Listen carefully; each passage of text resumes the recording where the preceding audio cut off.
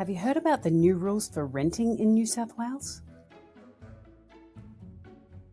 One of the biggest changes is how often your rent can go up. There used to be different rules for different types of tenancy agreements. Now with the new rules, things are a bit more straightforward. Rent can't be put up more than once a year. And within the first year of your tenancy, the landlord can't put up the rent, even with a new agreement. Some fixed-term agreements that were signed before the 13th of December 2024 aren't covered by the new rules. Get advice from a tenant advocate if your situation isn't clear. So we know rent increases are capped at once a year. What's the process if the landlord wants to increase the rent? There are rules about that too. Firstly, the landlord has to give you correct notice. This notice has to be in writing and must be given to you at least 60 days before the increase is meant to happen. The notice must clearly state the amount of new rent and the date the new rent applies.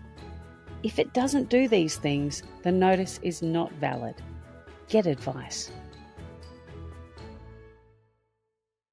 What if the notice looks valid, but you think the rent increase is too high? Well, you have options. First, you can try negotiating with the landlord. Explain your situation and see if you can agree to a smaller increase or a delayed start for the increase. Check out the Rent Increase Negotiation Kit on tenants.org.au for tips. The Rent Tracker tool on tenants.org.au can show you where your rent sits alongside similar properties in your postcode. If negotiation doesn't work, you might be able to challenge the rent increase, especially if the notice isn't valid or the new rent seems excessive compared to similar properties. If you're not sure about your rights, contact your local Tenants Advice and Advocacy Service.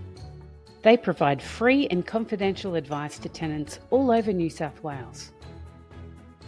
The more you know about your rights, the better you'll be able to handle situations that arise during your tenancy. Stay informed, know your rights, and seek help if you need it.